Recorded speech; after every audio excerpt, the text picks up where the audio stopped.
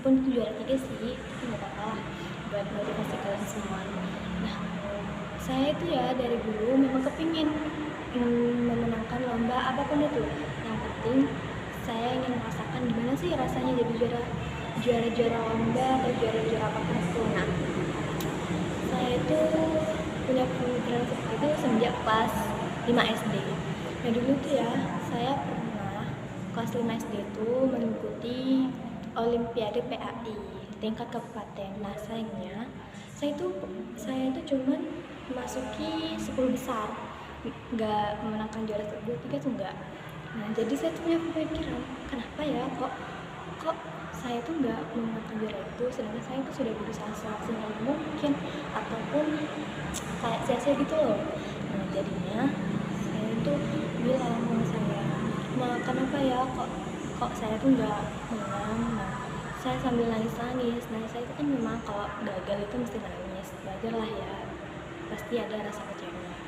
Nah mama tuh bilang, nggak apa-apa, tapi kan kamu sudah usaha juga, lawan-lawanmu kan MI sedangkan kamu SD, otomatis pengetahuan mereka kan nggak cuma satu tentang agama Islam, seperti ada fikih, ada akidah, ada yang lain juga lah. Nah sedangkan saya kan SD cuma ada pendidikan agama Islam, cuma satu kan, tapi saya membuktikan kalau saya itu sudah berhasil memasuki 10 besar. Nah dari situ saya punya pemikiran, gimana sih rasanya memenangkan juara 1, 2, 3 itu. Nah pas waktu kemudian saya MTS, saya tuh nggak pernah dilirik sama guru-guru saya, kayak kenapa sih bukan saya yang dipilih sebagai perwakilan sekolah, kenapa bukan aku selalu itu yang saya pikirkan. Jadinya tuh saya punya pemikiran, aku harus bisa buktikan, harus bisa meyakinkan guru saya kalau saya itu berhak, saya itu pantas mewakilkan sekolah. Nah saya tuh meyakinkan guru saya itu dengan meninggikan nilai saya di bidang yang saya suka.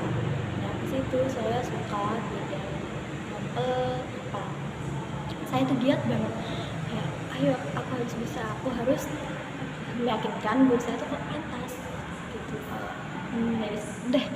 Nah habis tuh kelas 7 sama 8 kan saya nggak pernah diikutkan lomba, nggak pernah mewakilkan sekolah apapun itu, nggak pernah. Jadinya kelas 9 ini saya benar-benar niat, benar-benar pantang menyerah banget di situ intinya. Guru saya panggil 2 anak. Di situ saya sebenarnya deg-degan ya, takut dikira apa gitu. Nah taunya saya dipanggil karena Ndok Fadia sama Ndok Putri, kalian ini di kelas nilainya paling tinggi. Jadi Pak Guru ini mau mengambil salah satu dari kalian buat mengikuti lomba. Di situ Olimpiade IPA lombanya. Nah saya tuh kayak, wah ini kesempatan nih gitu. Akhirnya saya tuh benar-benar bilang pertama saya bilang ke mama saya, nah dia tuh dipilih mengikuti lomba. Terus akhirnya, nah ini kesempatannya kamu buat buktikan kalau kamu tuh pantas. Akhirnya saya tuh benar-benar belajar siang malam, terus sampai saya tuh nggak pernah guyon sama teman-teman saya tuh, saya belajar. Habis itu akhirnya saya yang kepilih Olimpiade IPA mewakilkan sekolah. Nah pada hari lomba tersebut saya tuh sempat ngeblank gitu loh, kayak beneran saya yang ikut lomba gitu. Sedangkan saya belum ada pengalaman waktu kelas 7 sama kelas 8 nya.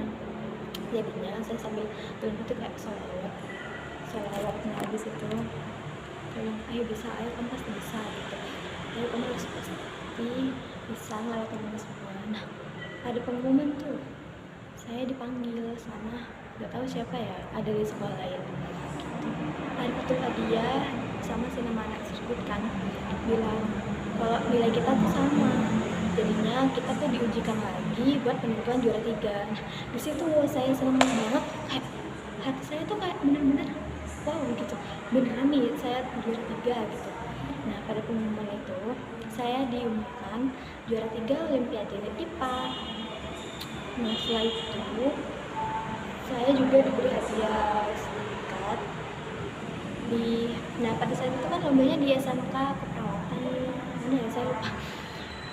Nah saya tuh diberikan beasiswa di sana.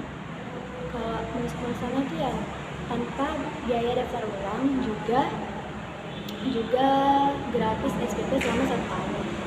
Juga saya mendapatkan uang senilai 250.000. Nah dari situ orang tua saya tuh bangga banget. Juga guru-guru saya tuh sampai bilang gini, kenapa ya kok bukan Fadia yang dari dulu saya pilih gitu. Akhirnya kan kayak nah misal kan nggak apa-apa sih, tapi kan berarti saya tuh membuktikan kalau saya tuh bisa. Jadinya buat kalian semua ini harus benar-benar meyakinkan kalau kita tuh sebenarnya bisa, cuman kita belum benar-benar.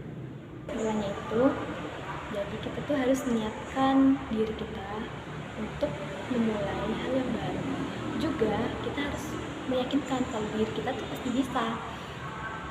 Juga kita harus belajar rajin, jangan pantang menyerah. Juga jangan lupa sih niatkan dan ikhtiar. Intinya itu. Jadi kalian itu jangan mudah putus asa. Harus tanamkan positif mindset gitu lah. Oke, jadi sampai sini ya ceritanya. Mohon maaf bila ada kesalahan kata, juga kalian mungkin mikirnya kata saya belibet.